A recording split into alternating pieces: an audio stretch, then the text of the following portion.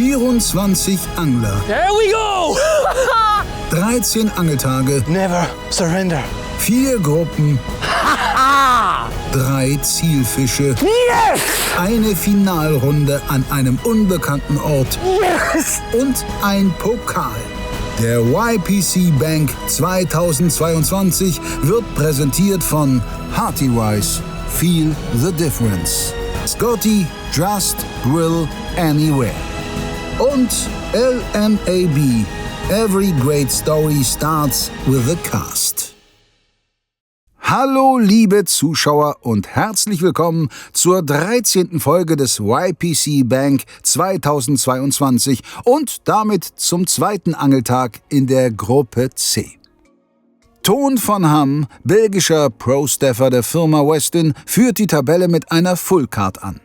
Das größte Potenzial für eine Verbesserung liegt wohl beim Hecht. Topwater-Punkte hat Ton auch noch keine. Mal sehen, wie er den Tag beginnt. Dem zweitplatzierten Mark Pachowski von Ilex fehlt lediglich ein Zander in der Wertung, um seine Karte zu komplettieren. Seine Mission sollte daher klar sein. Daniel Andriani aus Simbabwe, momentan auf Platz 3, fehlt der Zander ebenfalls, doch er braucht insgesamt noch 3 Fische für die Fullcard. Daher ist es auch möglich, dass er zunächst einmal Hechte oder Barsche aufs Korn nimmt. Für den viertplatzierten Stroft-Teamangler Flo Hassenpflug ist die Situation identisch.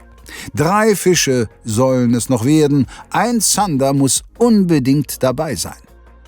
Jonas Töllner aus dem Quantum-Team rangiert auf Platz 5. Er hat 2 große Hechte in der Wertung, doch ihm fehlen insgesamt noch 4 Fische und 2 Fischarten.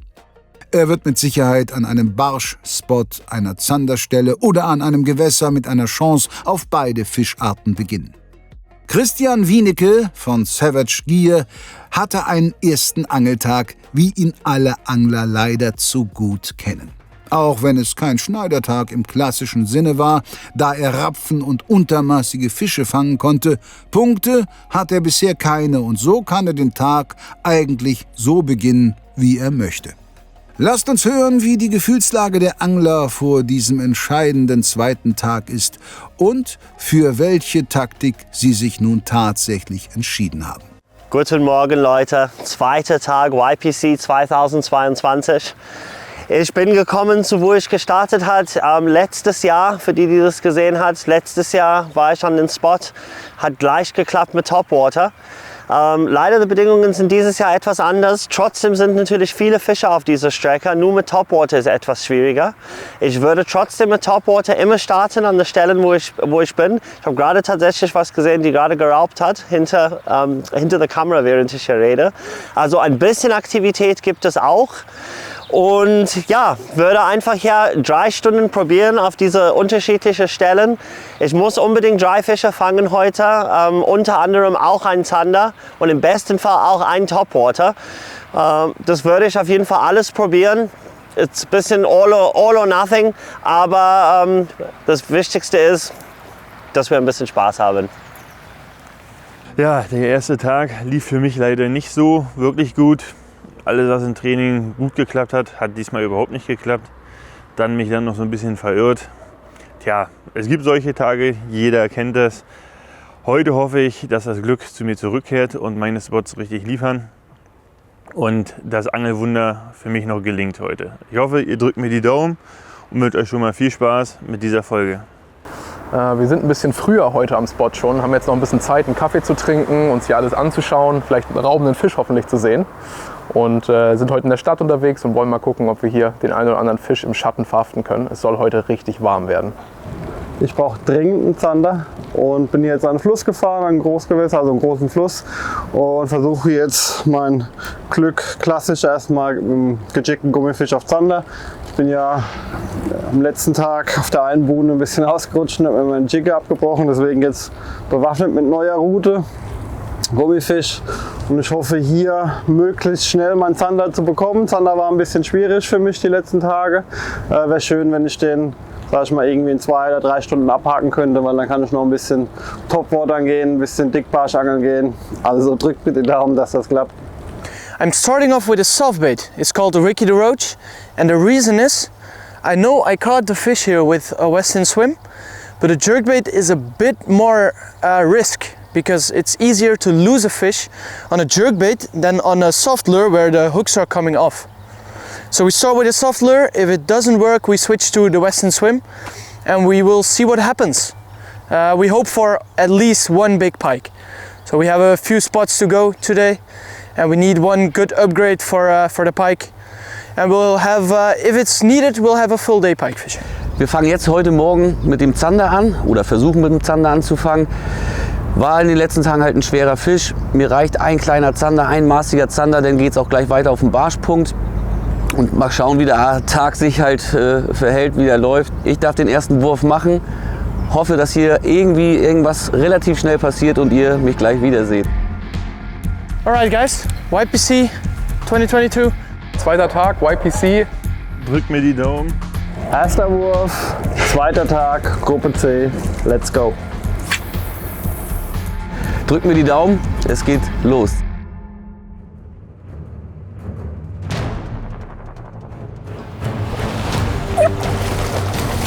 Fisch. Ja, knapp.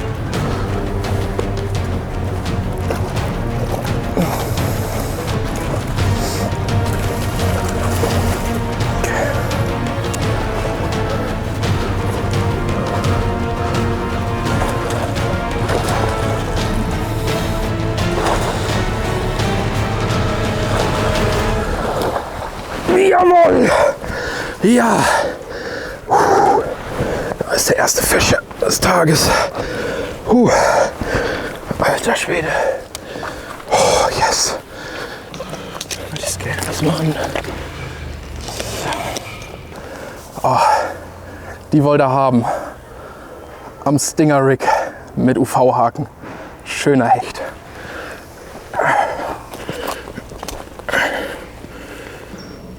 So, wird aufgerundet, ne? Dann auf 76, wenn ich mich nicht total verschaue. Sehr, sehr geil. Der darf jetzt schnell wieder zurück.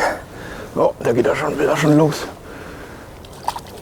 Und da geht er, jawohl. Oh, die Anspannung fällt. Mann, Mann, Mann. Erster Fisch des Tages. Hoffentlich geht es so gut weiter. Blitzstart für Flo. Direkt nach dem Anpfiff kann er einen schönen Hecht einnetzen und hat damit bereits 1/3 des Tageszieles erreicht. Er klettert an Daniel vorbei und ist jetzt Dritter. Ja Leute, das ist nochmal der Erfolgsköder an einem BKK Stinger Rig mit 2,5 Gramm nur und solchen UV-Haken an so einer Roach hier. Darauf kam der Fisch, vorgeschaltet, wieder Niti. Man sieht es auch hier, kein Knick, nix. Alles noch perfekt, kann ich gleich mit weiterfischen. Super, mal schauen, ob wir noch einen kriegen. Ja, wir fischen jetzt hier auf einer Buhne. Auf dem Abwärtsabschnitt kommen keine Buhnen mehr, deswegen ist die Buhne eigentlich auch so interessant, weil hier allgemein wenig Buhnen sind.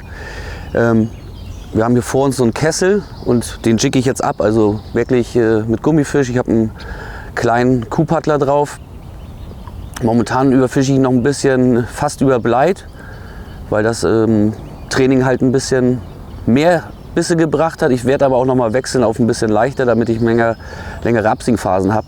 Ja, also momentan ist noch ein bisschen wenig Druck drauf. Wir haben vor einer halben Stunde ungefähr Hochwasser gehabt. Werde aber peu à peu, so Stück für Stückchen schon mehr. Ich sehe das langsam schon, dass sich hier die Kante abbildet. Ich denke mal, in einer halben Stunde wird das deutlich mehr sein, beziehungsweise auch die Steinpackung hier wird nicht mehr überflutet sein. Deswegen, also wir waren im Training auch 2 Stunden ungefähr nach Hochwasser hier immer. Und das hatte da auch funktioniert. Also wir müssen den Spot ein bisschen beackern, sag ich mal, bis wir halt wirklich die Strömungskante so haben, wie wir sie haben möchten, beziehungsweise so, wie wir sie auch kennen. Man sieht auch immer mehr Rapfen jetzt hochkommen. Das war auch sehr extrem hier an dem Spot. Keine großen Rapfen, aber kleine, aber Topwater hatten die auch gar keinen Bock drauf. Daher spare ich mir das und fange jetzt lieber erstmal die Wertungsfische, die ich brauche, bevor ich mit Topwater anfange. Fisch! Nein, ausgestiegen. Aber auch klein. Fuck. Jonas scheint die Zander bereits nach kurzer Zeit gefunden zu haben. Für Ton geht es heute, wie erwartet, auf Hecht.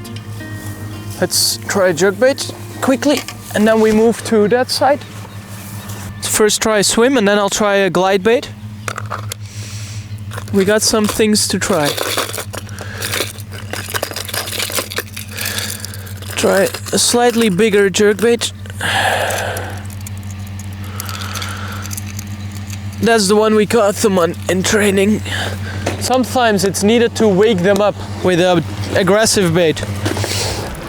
Die erste halbe Stunde ist rum und bis jetzt hat sich noch gar nichts geregt. Ich habe jetzt erstmal draußen die Strömungskante quasi und diese Kehrströmung ganz normal mit dem Gummifisch abgejickt. Jetzt bin ich hier mal an die Spundwand gelaufen, wo es ein bisschen flacher ist und versuche mein Glück mit so einem Bladed Jig, mit dem Gunky Boomer. Ob vielleicht irgendwo hier im Uferbereich einer steht, der aggressiv ist und sich das Ding packt. Es ist zwar erst eine halbe Stunde geangelt, aber Zander, ich hatte schon die ganzen Tage nicht so, ja, das hänge ich auch noch, nicht so erfolgt mit den Zandern. Ich bin zwar motiviert, aber ich hoffe wirklich, dass ich heute irgendwie noch einen Zander kriege.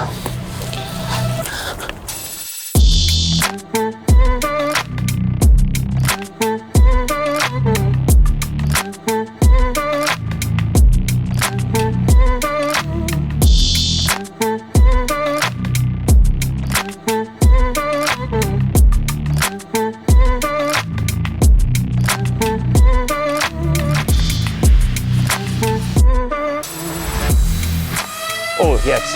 Fisch. Kleiner Barsch.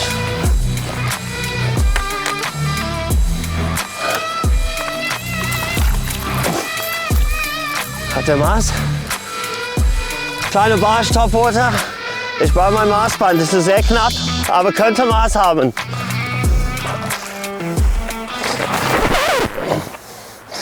Christ, man. Immerhin schwitzt ja so. 25,5, 26. Guck mal. Ja. So Leute, richtig, richtig geil. Ich habe jetzt meinen dritten Topwater-Punkt. 26er Barsch, nicht der große, nicht der Riesenbarsch. Tschüss. Yes! Bam! Ich habe mit einem Popper gestartet. Leider habe ich einen Abriss gehabt nach 3 Würfen mit dem Perücke. Und dann habe ich die Route gewechselt und den Köder hier, den habe ich gestern Abend von Frédéric Junior. Er hat gestern Abend bei mir gegessen, ich habe gegrillt. Er hat seinen Box aus Versehen mitgenommen zu mir, immer ein Fehler. Ich habe da reingeguckt und diese Köder ausgesucht.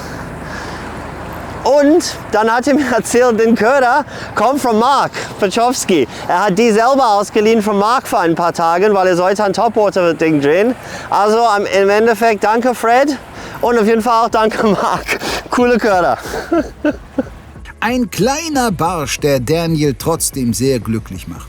Er kann den 4. Fisch in die Wertung bringen und 10 weitere Topwater-Punkte können am Ende natürlich auch sehr wertvoll sein.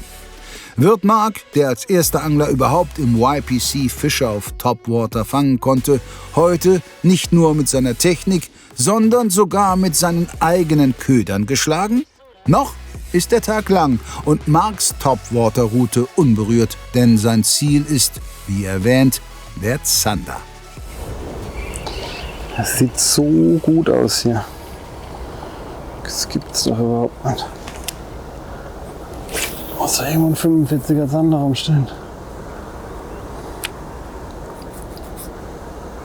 Hier vorne ist so ein so Treibkraut mit Wasserlinsen oben drauf. Das bietet den Fischen natürlich Schatten. Und irgendein Fisch hat da einmal hochgeguckt. Also ich bin mir nicht sicher, ob das ein Karpfen war oder ein Hecht. Ich will zumindest mal mit verschiedenen Ködern gucken, ob man den damit zum Biss verleitet. Die Gefahr ist zwar hoch, dass der Dreck einsammelt, aber oft lockt diese aggressive Führung die Fische dann doch aus der Reserve. Und da hoffe ich einfach auf so einen Reflexbiss. Wenn ein Karpfen war, dann kann ich natürlich machen, was ich will, dann würde er nicht packen.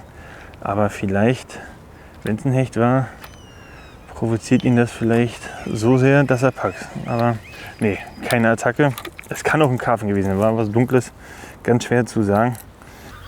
So first spot, no success, but as I told you before, we have plenty of spots to go, and it is a fact that a lot of the spots contain just a few pikes, but big ones. So that is the plan for today.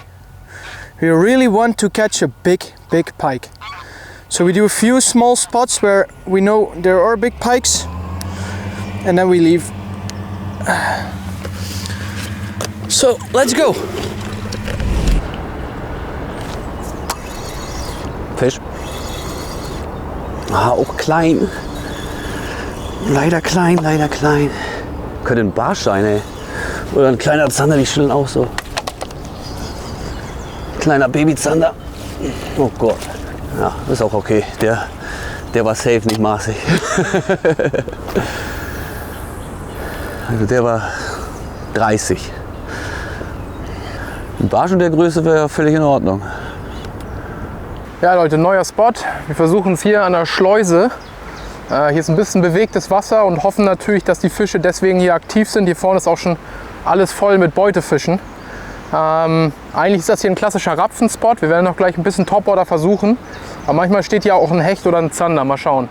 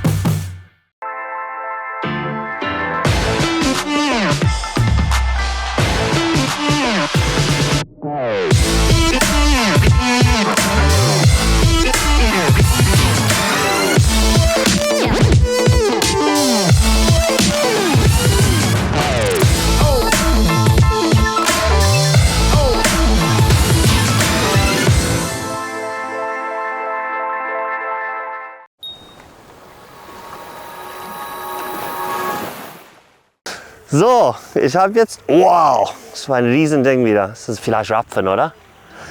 So, ich habe, oh, Biss gehabt. Habe jetzt auf der Chatte, oh, jetzt, fuck, war ein guter Biss, One Zander. Scheiße. So, ich habe jetzt auf den Multivibe gewechselt. Ich musste echt ein bisschen runterkommen. Ich habe jetzt auf den Multivibe gewechselt. Fisch. Ab. Das gibt's doch nicht.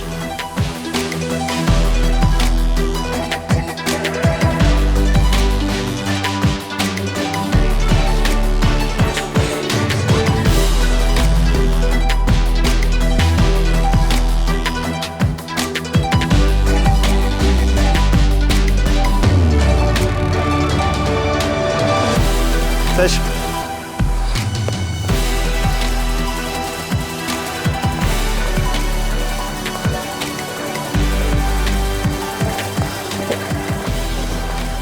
Kann ich das gut gebrauchen?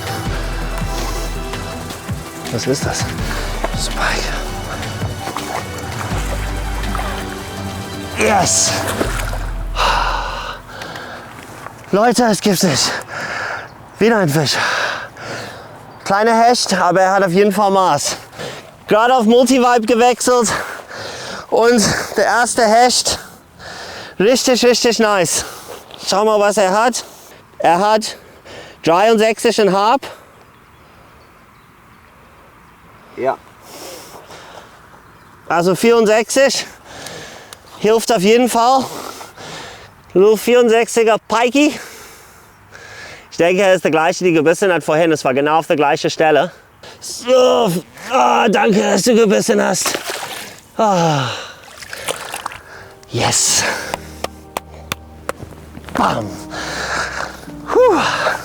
Love it. Just love it. Mit diesem Hecht kommt Daniel der Full Card und dem zweiten Tabellenplatz wieder ein gutes Stückchen näher. Wer holt sich die nächsten Punkte? Fisch. Ganz komisch gebissen.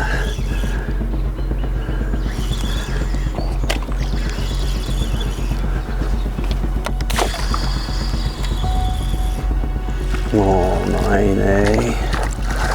Ja, geh weg, ey. Das ist wieder nix. Das ist nix. Mann, ey. Ja, nein, gone. Scheiße, Fehlbiss. Gerade einen Fehlbiss gehabt auf einen Gummifisch. Shit. Hier hinten. Einmal raufgetackert. Aber die Haken hat er nicht gemerkt. Vielleicht beim nächsten Wurf mal kriegen. Mal schauen.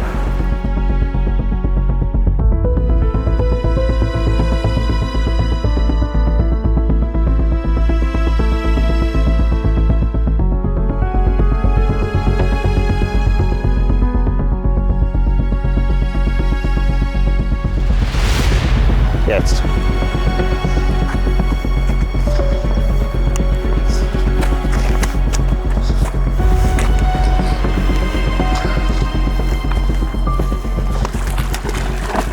Yes! Auf der Yo-Zuri Crank. Richtig nice. Der ist auch ein kleiner Upgrade. Sehr, sehr wichtig. Messen ihm schnell. Auf der Harp. Was ist es? 34,5. Ja. Richtig schön 35er. Kleiner Upgrade. Hilft auf jeden Fall. Richtig geil. Auf der kleine Yo-Zuri Crankbait kann ich euch gleich zeigen.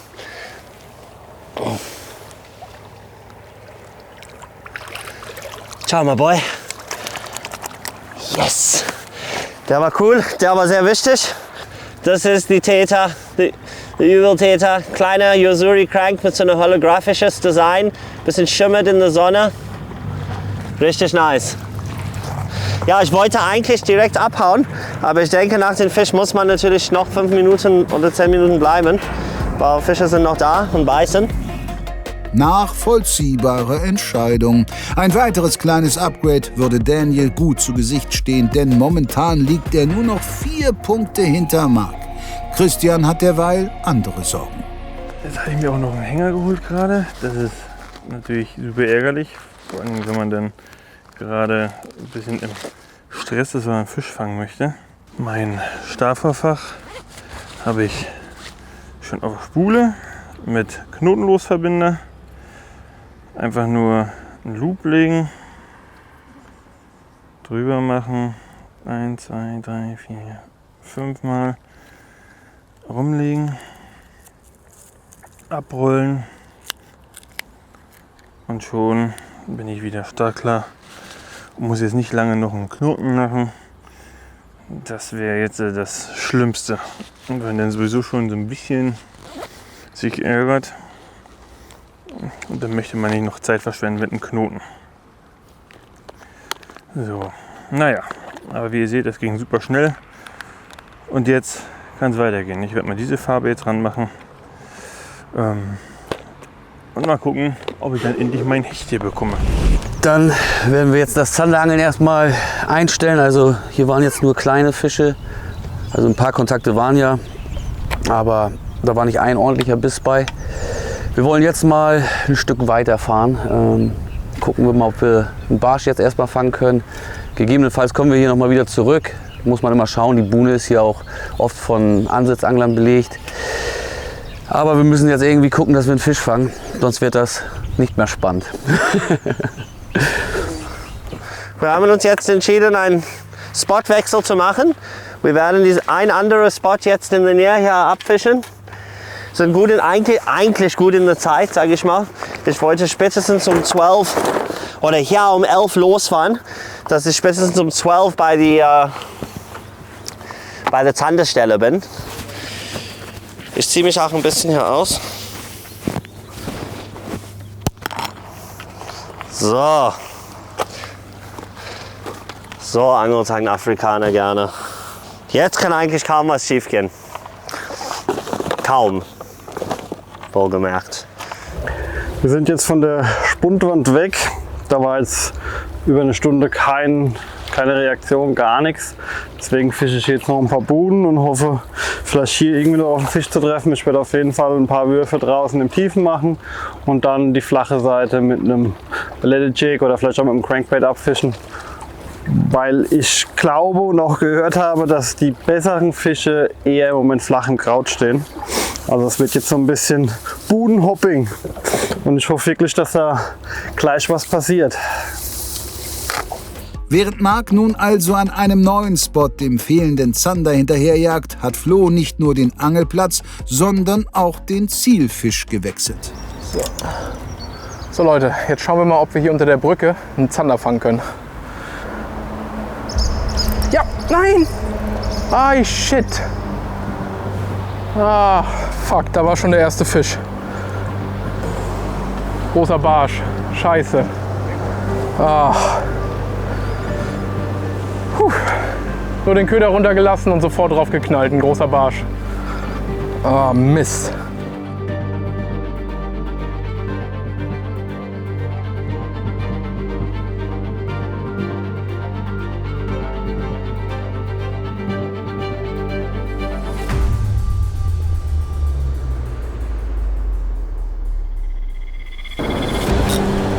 Fisch? Fühlt sich nicht wie ein Barsch an.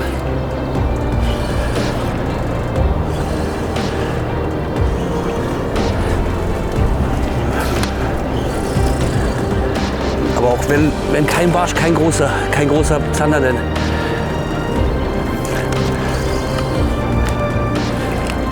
Nein, Mann, ich hab echt Pech, oder? Mann, ey. Mann! Zanderseuche hier. Nee, das ist ein Fisch. Aber der ist auf jeden Fall untermaßig. Na, der ist weg. Oder? Ja, der ist untermaßig. Oh, ist auch schon weg. Der war eh untermaßig, das ist nicht so schlimm. Aber es hat sich was getan. Oh, ein ganz, ganz zaghafter Biss. Die haben absolut keinen Bock.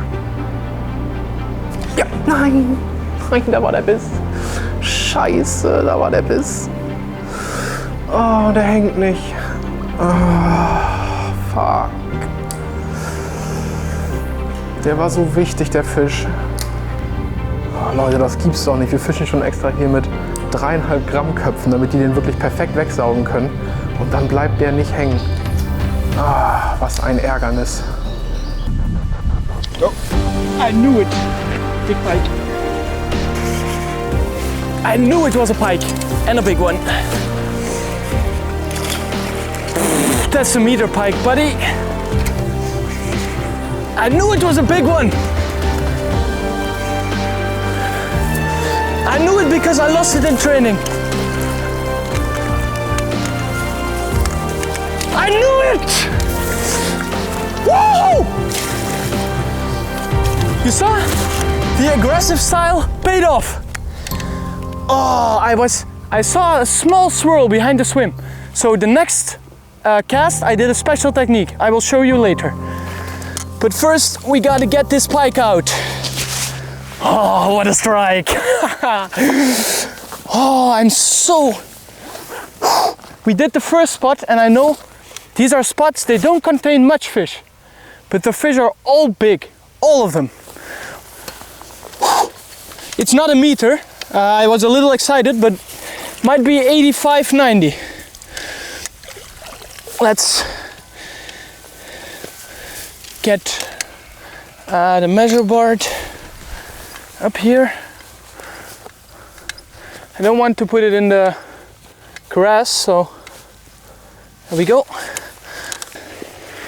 Let's see how long it is. It's on there.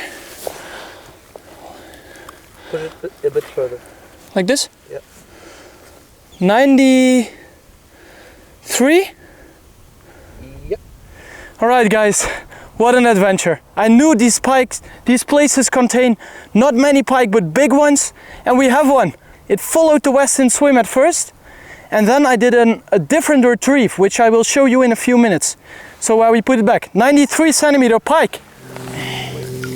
There it goes. Woo! Oh, this is so crazy.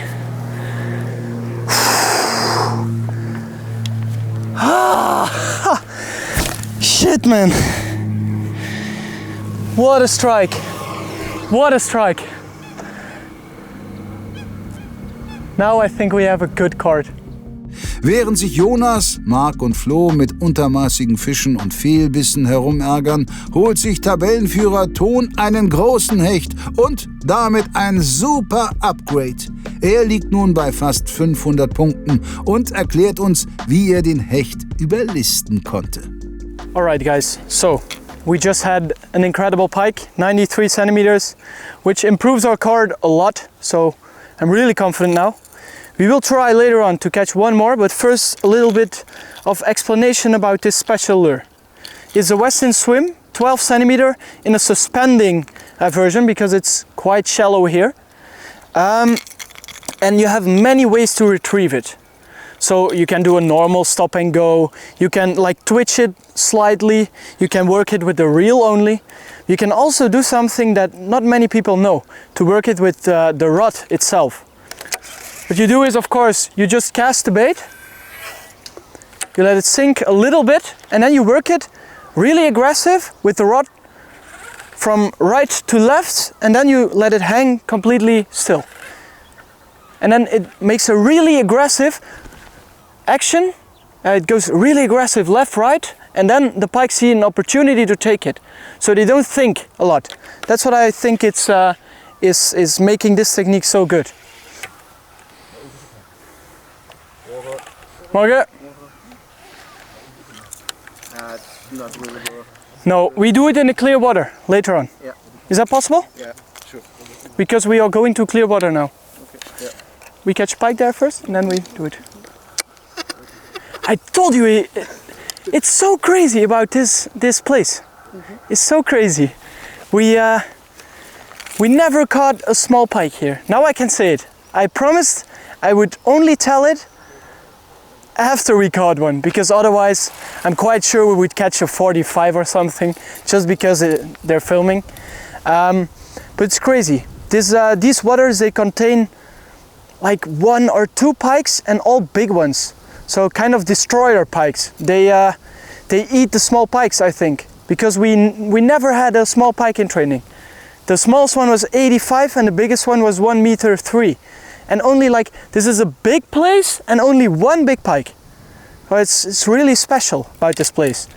And it's kind of a gamble to go fishing for it, because it's only one and it has to be active, has to be willing to eat.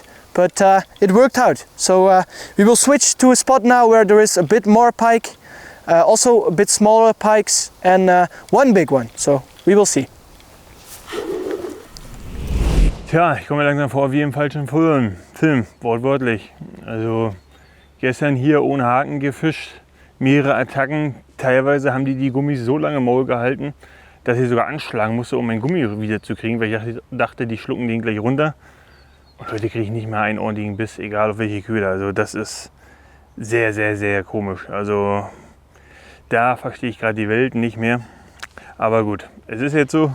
Jetzt werde ich Zanderangeln fahren und hoffe, dass meine stacheligen Kumpels wenigstens gnädig sind. Also, weiter geht's. Ja Leute, das sollte nicht sein mit dem Zander hier. Schade. Das wird jetzt noch schwierig einzufangen, aber nicht unmöglich. Schauen wir, was der nächste Platz bringt. Ich bin also nicht der einzige Angler hier. Also das ist nicht von mir. Was haben wir denn hier? Oh, das sind sogar mehrere. Wir haben einen sehr schweren Jigkopf. 28 Gramm. Ein paar Wirbel, ein paar Stahlvorfächer. Noch einen weiteren Jigkopf. Auch das nicht einfach in die Natur schmeißen, das können wir einfach mitnehmen. Schmeißen wir irgendwo in den Mülleimer. Ich schmeiße das mal zu meinen Sachen da. Upp.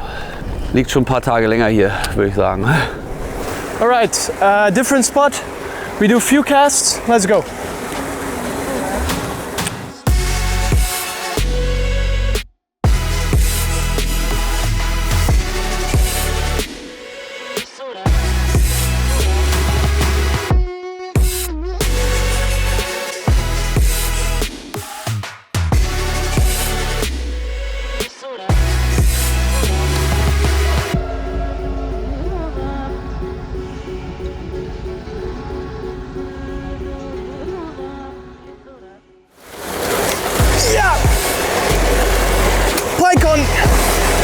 I told you, he's here. Big one.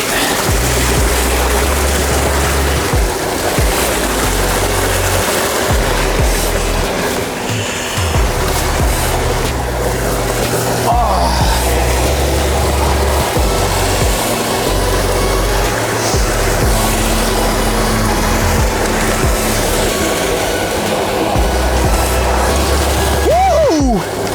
I knew he was here. I knew it. I told you and I knew it.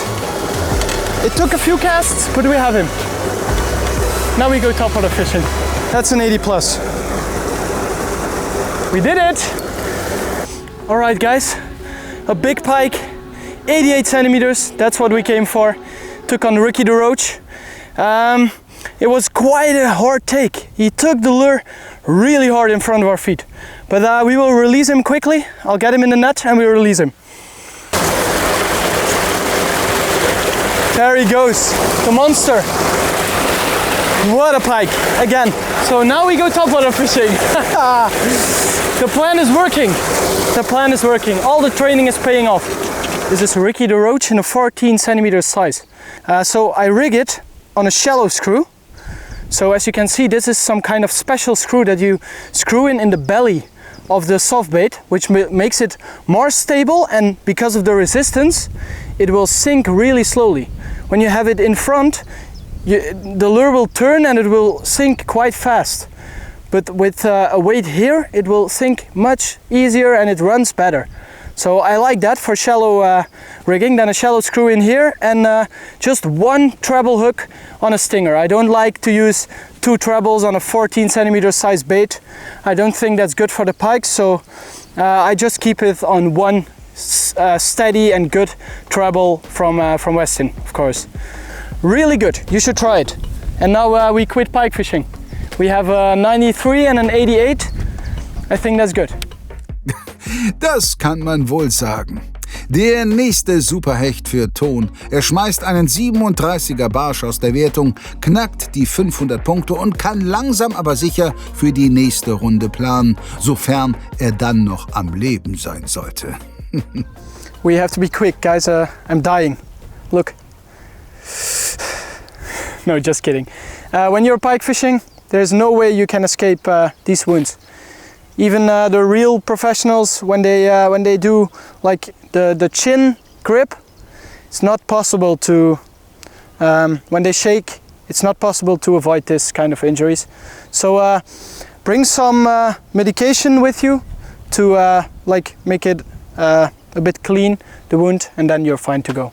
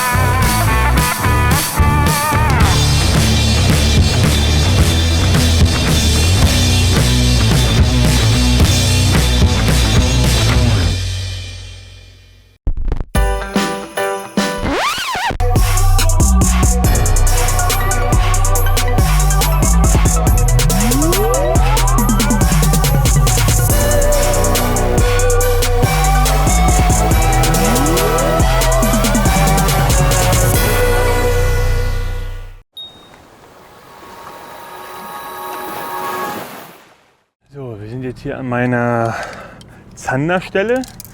Im Training gab es hier neben Zandern, extra Mehrzahl, auch schöne Barsche bis 42. Also hier habe ich eigentlich die Möglichkeit, beide Fischarten abzuhaken.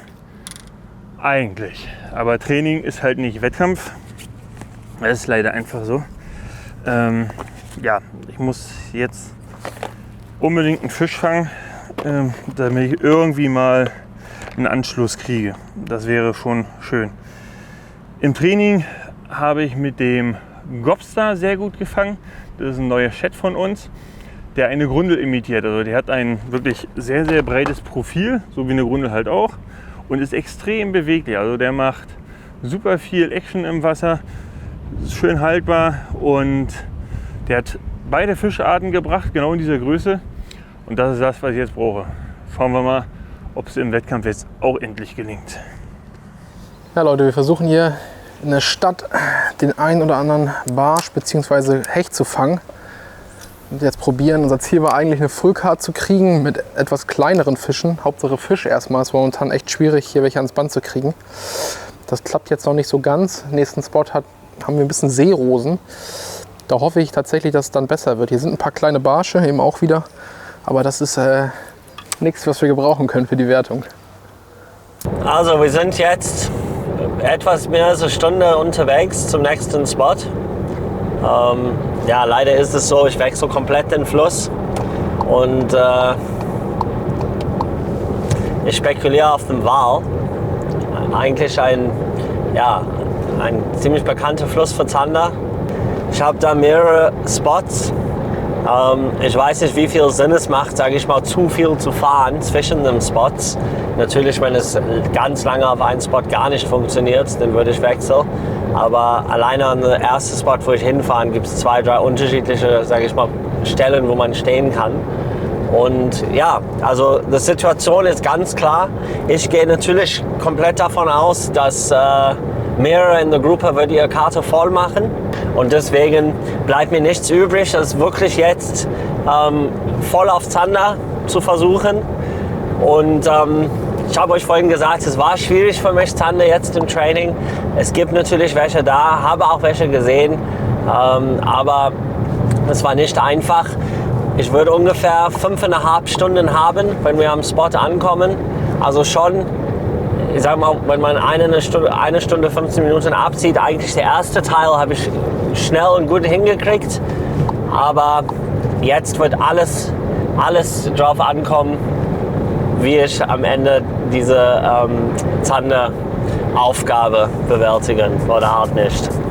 Daniel macht sich nun also auf Zandermission. Marks Zandermission läuft bereits seit ein paar Stunden, doch bisher ohne nennenswertes Ergebnis. Eieieiei.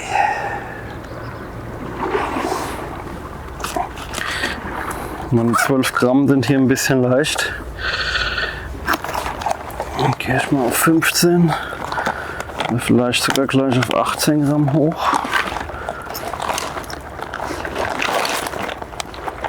Die Tasche ist auch total überfüllt, wie immer.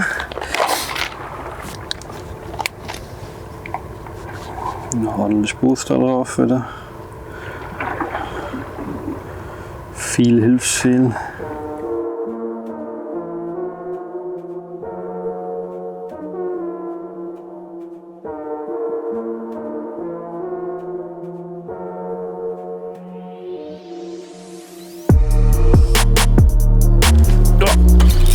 Wird wieder ein Zander sein, denke ich. Aber ein maßiger.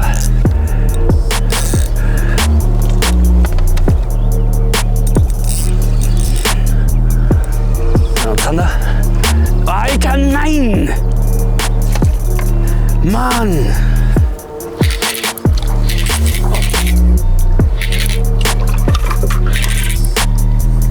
Ach, gehackte Brave. Ja, geht gut ab. Sehr schön. Jetzt muss ich mir den Kescher nicht schleimig machen. Eieieiei. Ganz kleiner Barsch.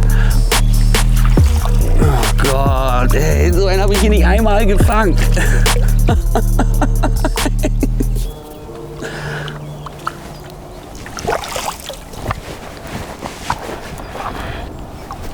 Ich mache das nur ganz schnell. Ne? Also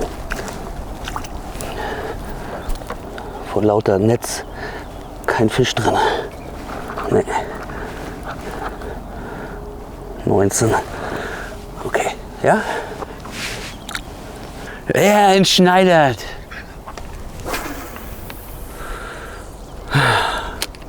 Mann, Mann, Mann.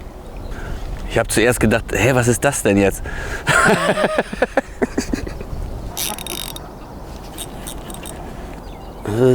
Das Blöde mit dem Spin-Jig, wenn der halt mit dem Drilling hängt. Boah, Ködergrab. So, ich versuche jetzt einmal auf der anderen Seite der Buhne. Eigentlich ja die richtige Seite, aber die lief im Training halt nicht. Deswegen aber mal kurz probieren, ein paar Würfe machen.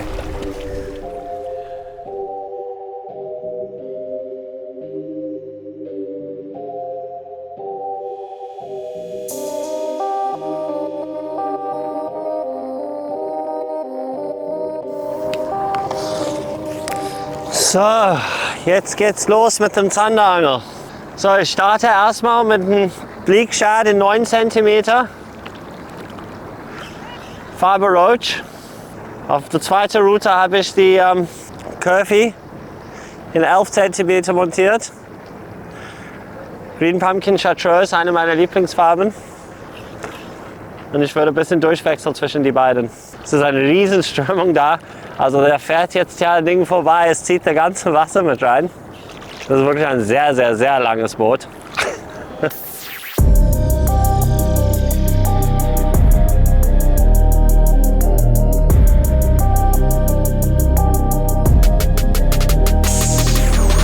Fisch.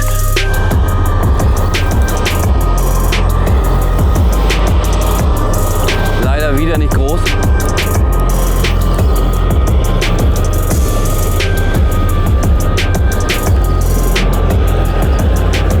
Vorne sind so hohe Steine, deswegen muss ich das jetzt gerade so rabiat machen. Wieder ein kleiner Zander, aber wenigstens mal bis vorne dran hängen geblieben. Das Scale war ja nass, ich werde ihn ganz schnell messen, der wird wahrscheinlich wieder untermaßig sein.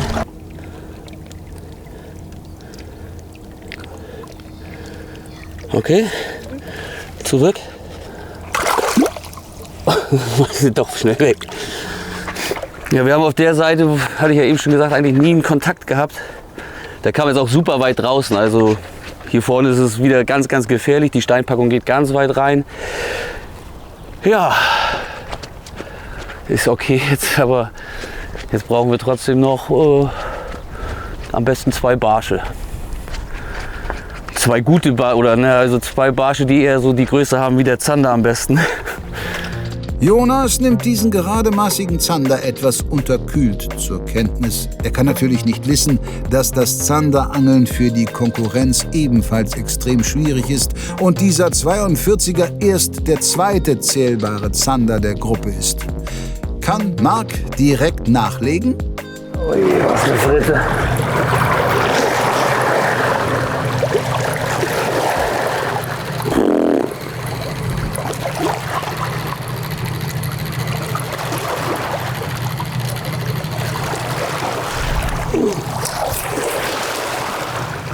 Der hat's nicht. Ne, der ist untermaßig. Scheiße. Ah, der hat ihn auch schön genommen.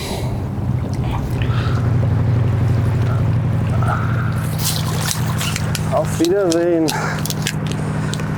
Es tut sich was. Ein bisschen größer dürften sie sein. So 10 cm wäre schon super zufrieden. 10 cm größer wäre top. Jetzt muss ich versuchen, echt einfach motiviert zu bleiben, konzentriert, einfach durchzuangeln und wirklich hoffen, dass in den nächsten Stunden ein guter Zanderbiss kommt und der hängt. Da sind viele Zander in dem Gewässer. Es ist nur die Beiße nicht so gut zurzeit, aber mit ein bisschen Glück kriegt man trotzdem eine zum Beißen natürlich. Fisch.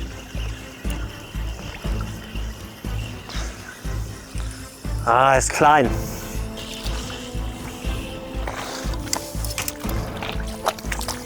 Ah, er reicht nicht. Ich glaube, er reicht nicht. Ich hole mal ganz kurz das Maßband. 38,5, der ist zu klein. 3,5 Zentimeter zwischen. Riesen Freude. Aber ich muss sagen, es freut mich immerhin, dass es überhaupt einen Biss gab. Es ist ein Zeichen, dass die Zander da sind. Und ja, ich muss einfach eine bisschen größere fangen. Nach Mark kann nun also auch Daniel einen Zander fangen, doch auch dieser erfüllt nicht das Mindestmaß. Kann Flo einen maßigen Fisch in den Kescher bringen?